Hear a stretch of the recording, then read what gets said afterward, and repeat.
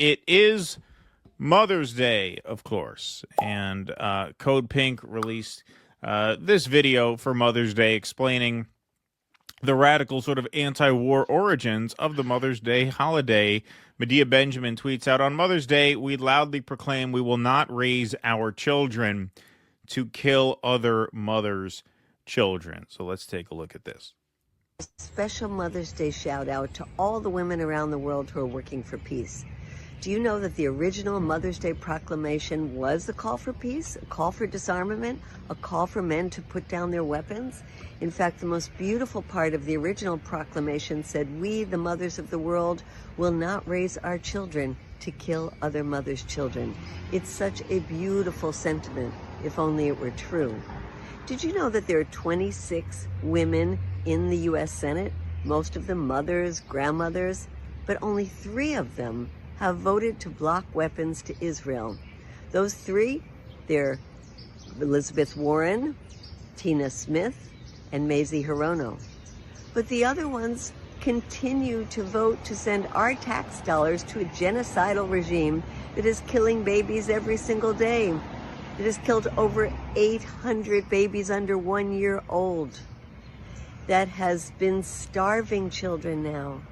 This cannot go on. So we must appeal to those women, politicians, not just as politicians, but as mothers, as grandmothers. Join us in the call for peace. Stop sending weapons to Israel. Let's push for a world where mothers' children do not kill other mothers' children.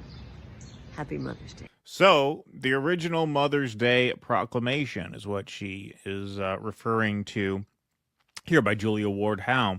While countries around the world celebrate their own Mother's Day at different times throughout the year, several countries, including the United States, Italy, Australia, Belgium, Denmark, Finland, and Turkey, celebrated on the second Sunday of May.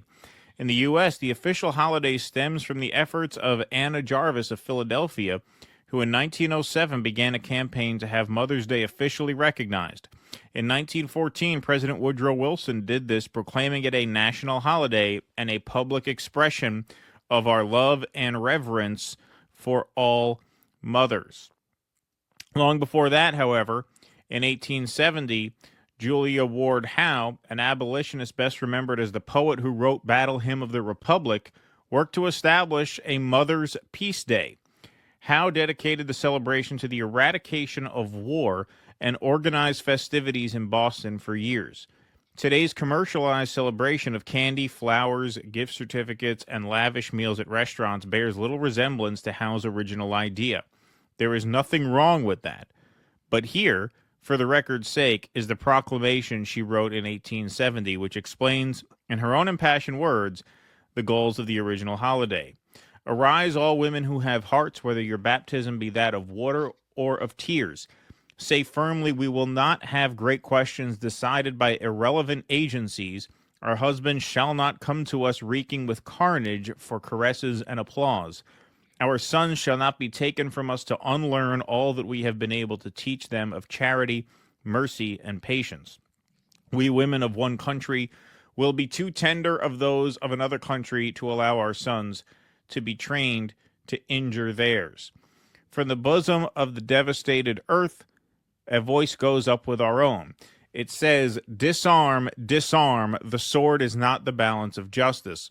Blood does not wipe out dishonor, nor violence indicate possession. As men have often forsaken the plow and the anvil at the summons of war, let women now leave all that may be left of home for great and earnest day of council. Let them meet first as women to bewail and commemorate the dead. Let them solemnly take counsel with each other as to the means whereby the great human family can live in peace, each learning after his own time the sacred impress, not of Caesar, but of God. In the name of womanhood and of humanity, I earnestly ask that a general congress of women without limit of nationality may be appointed and held at some place deemed most convenient and at the earliest period consistent with its objects, to promote the alliance of the different nationalities, the amicable settlement of international questions, the great and general interests of peace. And, of course, this is a statistic that is both horrifying and Sadly, uh, almost certainly an inaccurate understatement. At least 7,920 mothers killed since October 2023. Israel is wiping out a Palestinian woman every hour in Gaza. Some are buried with their children. Others survive only to pull their children from beneath the rubble. Now, those are, of course, the mothers who have been identified and confirmed Right. dead. The number is, of course, much higher than that. In addition to that, this from March of this year, Israel attack on Gaza IVF clinic, a genocidal act. According to UN Probe, the UN Commission of Inquiry said Israel had intentionally attacked and destroyed the Palestinian territory's main fertility center and had simultaneously imposed a siege and blocked aid, including medication, for ensuring safe pregnancies, deliveries, and neonatal care. So this is the UNFPA. Every mother deserves a safe birth. Yet Adla had to deliver her baby under bombardment and displacement in Gaza. Watch her story and see how UNFPA, a UN sexual and reproductive health agency, is supporting mothers during humanitarian crises. انا كنت اخاف انا كنت اودع في اولادي كنت ممكن اموت انا يعني هنا انه لو صار معي لا سمح الله نزيف مش مستشفيات ممكن ألد في الدار فيش اسعافات وقفت ففترة اخر شهر انا فترة الاجتياح فيش اكل بالمرة كان وبداية حبة ان كنا ننام في الجوع انا بداية حبة ليه ان الحامل تاكل على ابنها ولابنها قصفوا كمان العدوان فحكوا لنا النازحين تطلع منها طلعنا من كمان عدوان توجهنا لدار خاله احنا بديش اطلع يعني قلت يعني وين اروح ماليش حد انا ماليش هنا انا هنا ماليش حد في غزه انا حياه داري في الشمال حياتي في الشمال رحنا على دار خاله لجوزي قلنا ممكن نرجع لبيتنا في اي وقت البيت انهدم قلت مش مشكله بقعد فوق الركام بس بديش اطلع من الشمال قصفوا مربعات عنا الزوج الصاوب اولاد الصاوبوا فلما صابوا اولاده وزوجه وما فيش مستشفيات صاروا ينزفوا قدامي فانا قلت خلص بدي اجازف يعني انا ما كنتش قادره امشي مشوار انا حامل في التاسع ومتقله وما كنتش قادره امشي انا كنت افكر كيف انا بدي امشي ممكن ألد في الطريق مع المشي ممكن ألد في الطريق فانا كنت خايفه ألد في الطريق وفعلا اللي صار فيش حليب فيش مصاص طب احنا طالعين ما فيش معنا مصاري يعني من الشمال ما فيش شغل عمر المولود الان شهر وانا الان متواجد في خيام في ملعب اليرموك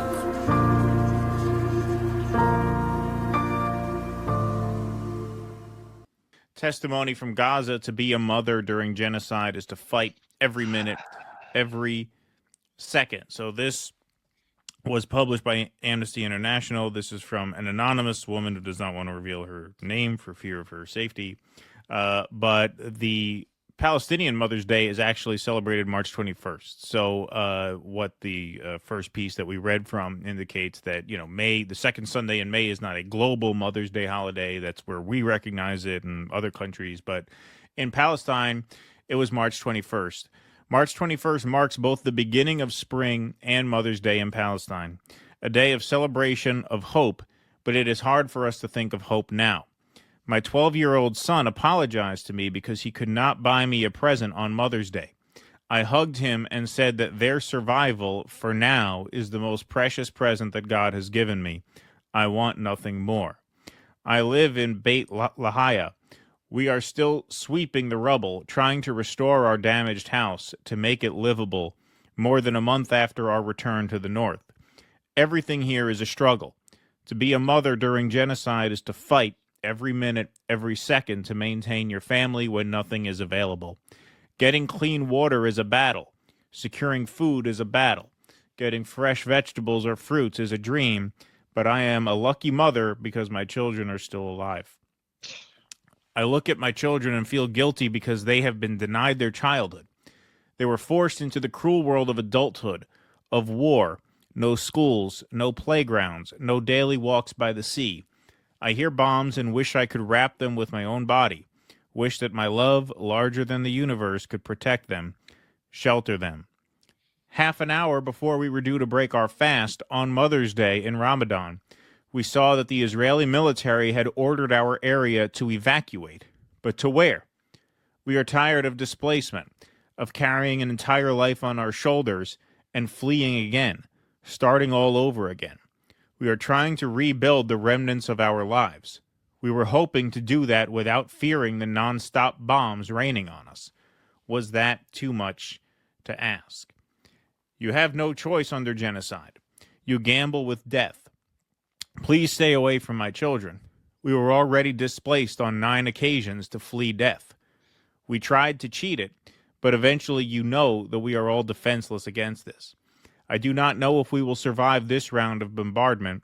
I do not know if the world will remember that one day people lived in a small place called Gaza, which had the most beautiful coastline in the world. Here lived people who wanted to live. They had so many dreams. They wanted to raise their children under normal circumstances, but never got the chance to do so. All I know that if we do not make it, we will leave knowing that we did everything in our power and beyond to protect our children. Beit Lahia is the capital of strawberries and flowers. It is now a city of rubble, smoke, and stench of death. But please remember us by our strawberries and poppies, and remember the names and faces of our martyred children, who will never have the chance to give their mothers a present on Mother's Day. And here is from TRT World a few mothers describing the daily struggle in Palestine. أنا حمل كتير أوجاع في هذه الحرب. تعبت كتير هي أكتر وحدة بتحمل أوجاع في هالدنيا. أنا بشوف كل أمهات العالم بتطعم أولادها وبتشرب أولادها وبتجيب لهم لبس. إحنا كأمهات في غزة بس همنا نأكل أولادنا ونشربهم ونجيب لهم مأوى ولبس، وإحنا هاي اللي بنفكر فيه. أنا كأم بأحزن على أولادي، يعني لما أشوفهم بياكلوش زي الأولاد الناس اللي برا. يعني الأولاد اللي برا بيبقوا ماسكين خبز، بيجوا أولادي يطلبوا مني أنا ما عنديش. يعني بيبقوا لابسين لبس حلو، بيجوا يقولوا لي ماما لابسيني حلو. طب أنا ما عنديش. يعني بنتي بتطلب مني بندورة أنا مش قادرة أوفر لها. يعني في تكية بناكل، فيش تكية مستحيل. نودي أولادنا على المدارس كمان مش قادرين. أنا بنتي هيها بصف أول، يعني ما دخلتش أول، وهيها طالعة ثالث وما راحتش المدرسة كمان. عشان هيك أنا بضل حاضنة أولادي، خوف على حالي إني أخسرهم. أنا مش مستعدة، يعني ممكن أخسر عمري كله ولا أخسر واحد من أولادي. يعني نطلعوا برا لازم أطلع جراي أجيبهم من الطيران، وخاصة نص من اللي في 16 هذه اللي بتبقى تحوم في الجو. أنا ببقى خايفة عليهم كتير. بخاف على أولادي أنا أكتر من روحي، كل تفكيري وهمي في أولادي.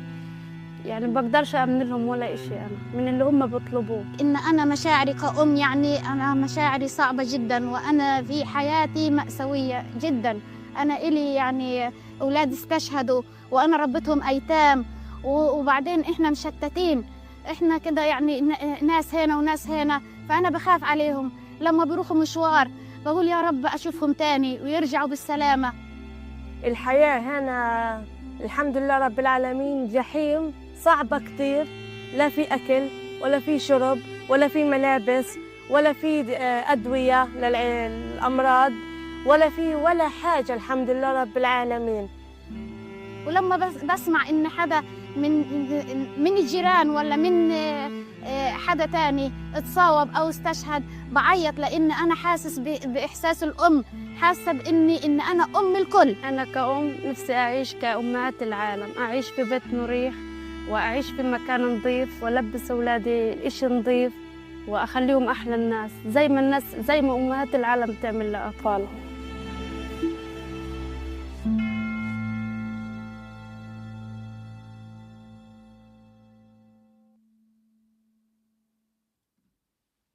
So, you know, in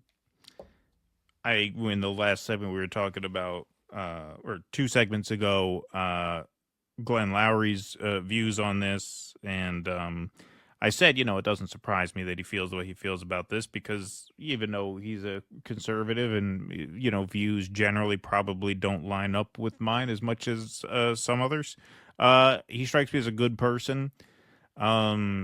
Candace Owens talks about being a mom a lot. She just had, I believe it's her second baby, maybe her third, I don't know. But she talks about how this offends her as a Christian, as a family values oriented person. We started the stream tonight with a Mother's Day segment about how this country makes life hard on mothers. When you talk about this bombardment of Gaza, you're talking about a genocide of the family. You were talking about an assault on the family. It is an offense against the family. And I hope that part of what is driving a shift in public opinion that is broad enough to get people like Marjorie Taylor Greene to tweet against an anti-boycott bill is that at a certain point, whatever your politics are, this has to offend you at your core, especially if you are, as most Americans are, a family-oriented person. And so, when you look at the level of devastation here, you look at just day to day stories of mothers talking about how, we sleep in the same room as our kids so that if a bomb hits us, we all die together in an instant and no one survives the other and has to suffer the loss of living without the other. It is just, it's so much to take, and at some point, it has to be too much for the average person to take. And I think this transcends politics at a certain point. I think we're far past that point. But information travels slowly, especially when there is an infrastructure set up to suppress the truth of what is happening there. But I think, again, I hesitate to say we've turned a corner, partly because it's a cliche and partly because there have been several times where we've thought that.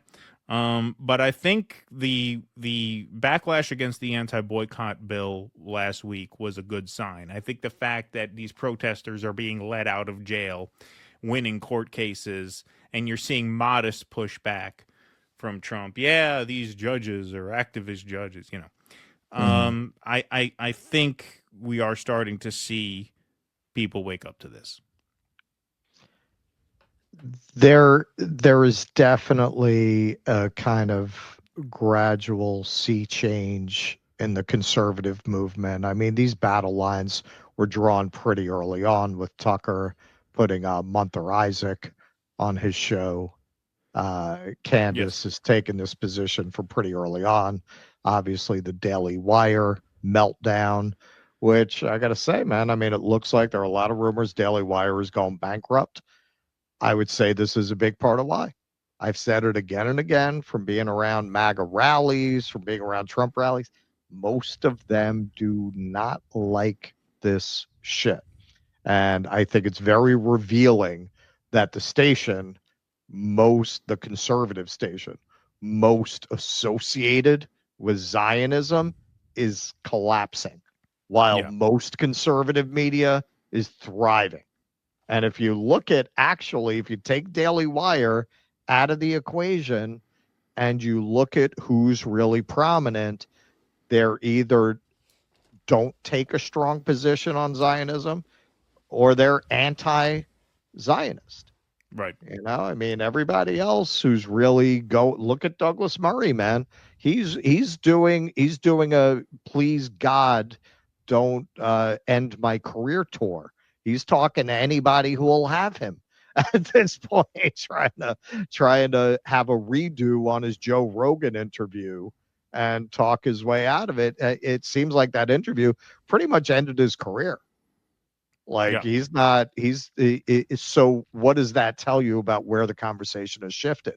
When I went to Dissident Dialogues last year, there, at least in that room, there wasn't a lot of dissent, man. There wasn't a lot of dissent, or if they had dissent, they were keeping it to themselves. We covered, Brianna's debate with the Penguin and the Riddler there.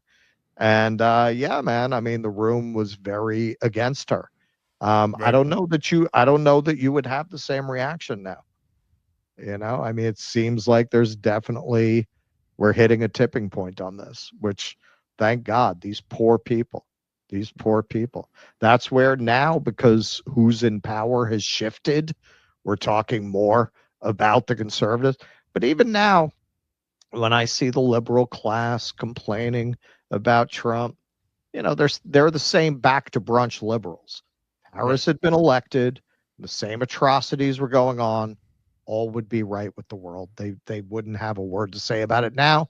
It's like they didn't have a word to say about it then.